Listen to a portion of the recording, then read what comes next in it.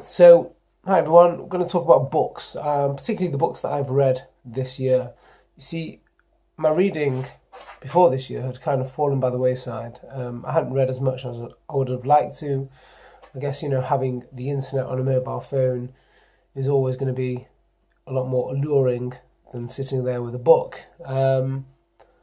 So I made a resolution at the beginning of 2016 that I was going to try and do a book a week, 52 books in 52 weeks. And, I did it.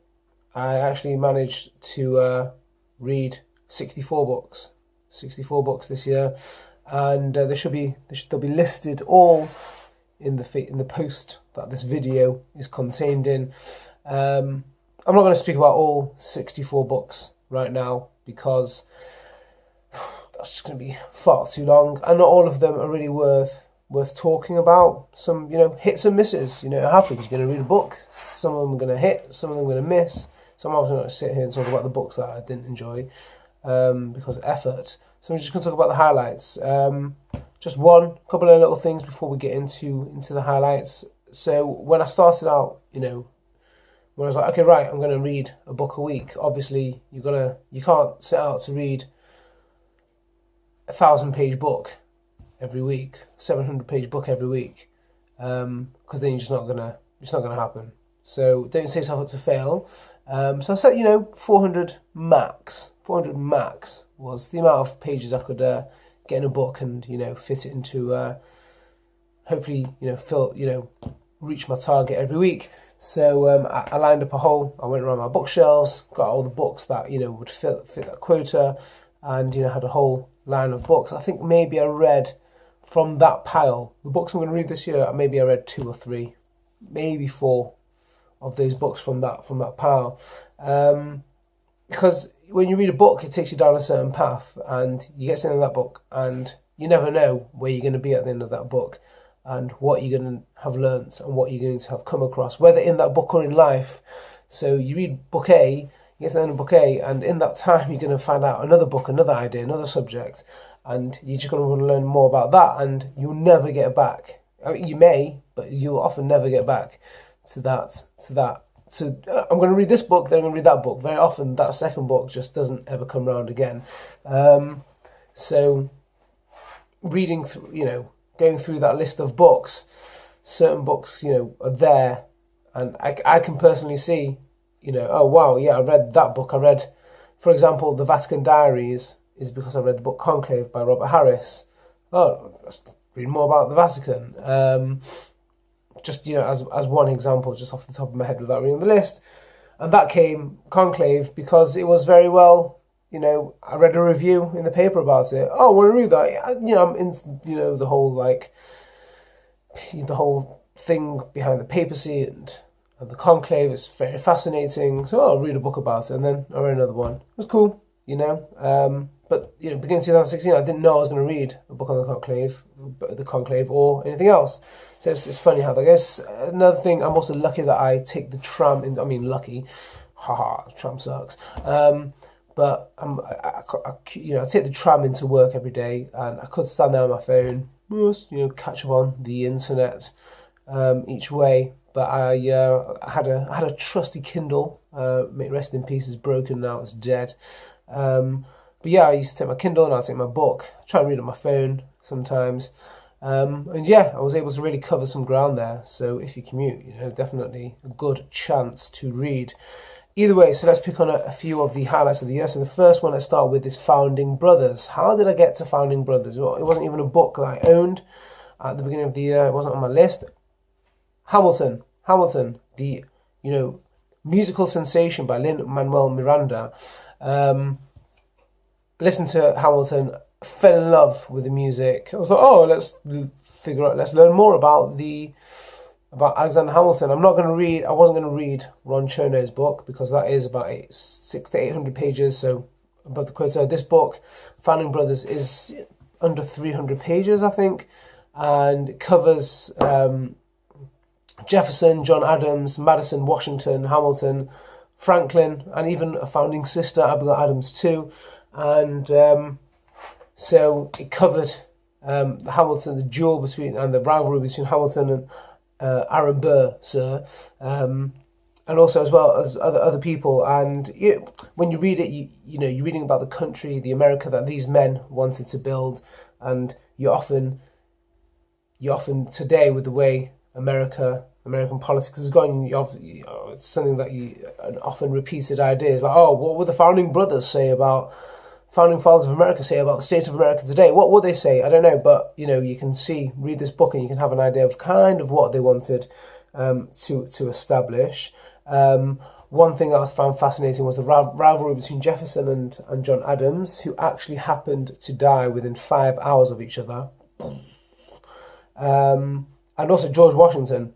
I mean, I'd like to read. There's a biography of George Washington I want to read. This book was this guy.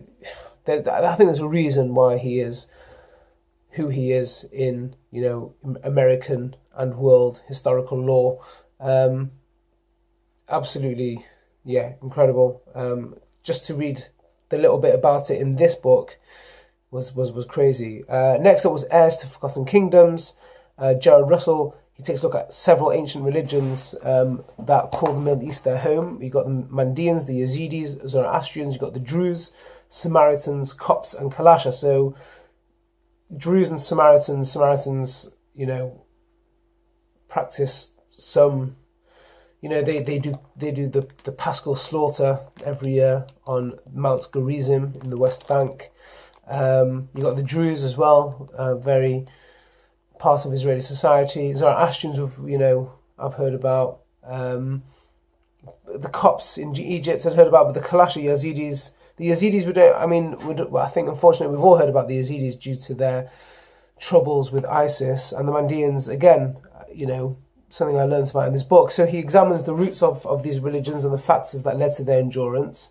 He does say a lot of that is down to Islam and their tolerance of peoples of the book, which has changed in recent times, with the Islamic fundamentalist regimes. I hadn't heard of the Mandeans, they claim to be descendants of Seth, the son of Adam, and followers of John the Baptist. There's a wealth of knowledge in this book, really fascinating. If you're interested in religion, if you're interested in the Middle East, if you're interested in all these kind of things, this is a good book. This is a very interesting read. Again, I picked this up. I bought a present for a friend. Some Waterstones, buy one get one half price. I saw this half price. I was like, oh cool, you know what? I'll get it. It's funny how these things work out. Next is Soul of an Octopus. This book, why did I read this book? Because I was interested in consciousness. I wanted to learn more about consciousness. It's a fascinating subject, and of the books that I could find that were about consciousness, even though this one doesn't really happen to be about consciousness in the same way the other books on the list, like Daniel Dennett's book was 600 pages, again above however many pages I was going to allow myself to read in any one book. So I picked this up, but it's not really. It is about consciousness, but also not about consciousness. It's about octopuses. It's about giant Pacific octopuses, and they're so flipping cool. And it is octopuses, by the way, not octopi. If you read the book, you'd know that. Or if you knew Greek as well. Also, another fascinating thing is that octopuses have beaks. Like parrots have beaks, birds have beaks, octopuses have beaks. How did that even get there? How did that happen? What happened for that to happen? I don't know. But it didn't really. I didn't walk away with, I'd get. I don't know what I was expecting to learn about consciousness, but she basically, the author, she encounters these octopuses and they display such characteristics and such personalities that she's walking away like these animals have souls, if a soul is the consciousness, in the same way that people may say that their dogs have a soul. I mean, there's an instance in the book where one of the volunteers, one of the girls, what's her name, Anna, she's a volunteer in the book. She loses a very close friend, and she comes into the aquarium to volunteer with the octopus. when she's grieving, and the octopus swims up to her and in essence gives her a hug, and she could sense that she was grieving. She needed someone. She needed a hug, which again for an animal is quite how. So it does make you wonder. And they've also got a giant Pacific octopus in Manchester Sea Life, so I need to go there. Into Thin Air. If there's one book from the books I've read this year that I would say please read, it would be, not please read Into Thin Air. There's one book I'd say please read. It's not yet. Couldn't put it down. Couldn't have picked it up from the Book Warehouse in London. Again on Golders Green. I'd seen it mentioned online. I picked it up and I don't regret it. I'm not going to say I was ever going to climb Mount Everest beforehand, but I'm definitely not going to climb Mount Everest now. I'm going to stick to sturdy staircases, or if I'm feeling a bit adventurous, I'll maybe climb a ladder, maybe. But it's flipping scary. The author, Jon Krakauer, he climbed Everest on an expedition in 1996, and everything went to pots. It was bad.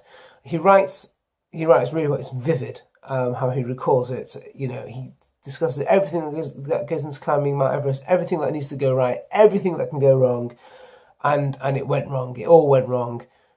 Please, do yourself a favour and read it. I read another book of his, Into the Wild.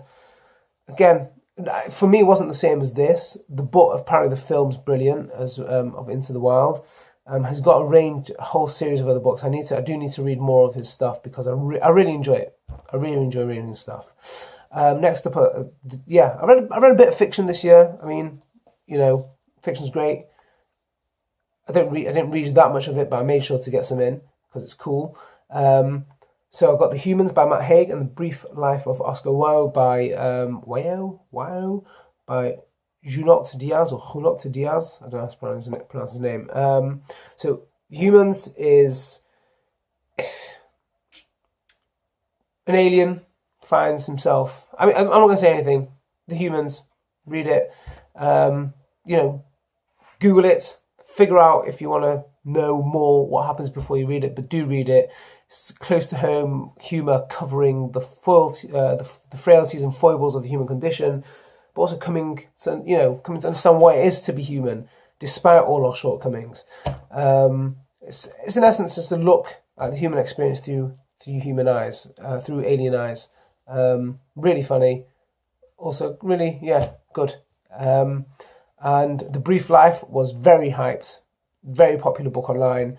I didn't realise how popular and kind of like how big it was when it came out. There's like a whole ecosystem, so to speak, around it. I found this annotated Oscar Wilde, like someone's written notes for you to read the book with. You need it. In essence, there's a kid, Oscar de Leon, who's some Dominican boy growing up in New Jersey, who's obsessed with science fiction and with falling in love. There's a lot of footnotes in it, which is interesting because it's kind of covering, the science fiction, all the references that it's making, and also kind of like the historical references to the reign of Rafael Trujillo, the Dominican dictator from 1930 to 1961. There's a lot out there in this book. People really dig it. I really dug it. When I say please read it, don't please read it. It's good. It is good. Beautiful. Beautiful. Yeah. Beautiful in, that sense of the word of beauty and life, So do read it. I read quite a bit about Buddhism. I've always been fascinated. Not quite a bit. I've read a few books. Definitely not an expert on it. I've always been fascinated by Jews who love, who like into Buddhism. Like loads of Jews are into Buddhism, and a lot of like Buddhist Jews, Boo Jews as it's known, and always fascinated me like why. We've got, that kind of stuff, I think. So let's find out what it is, I read a few books on it. I guess the best one on it was Hardcore Zen Punk Rock, Monster Movies and the Truth About Reality by Brad Warner. Has it changed my life? No, it hasn't. I've not become a Buddhist. I'm not becoming a Buju. In fact, I read Akiva Tatz's conversation with David Gottlieb, blessed is still but is Jew, which, he doesn't really change his mind. Akiva Tatz doesn't really change Gottlieb's mind, but he does kind of, make some inroads, I guess. But, read that book, definitely, because Judaism does have what to offer, in contrast. But overall, that's why I read it, just because I've always been interested. But it's not really, didn't really sway me, Hey, either way, Happy New Year. And let's see what happens. We'll see what I read in 2017. God bless. Peace.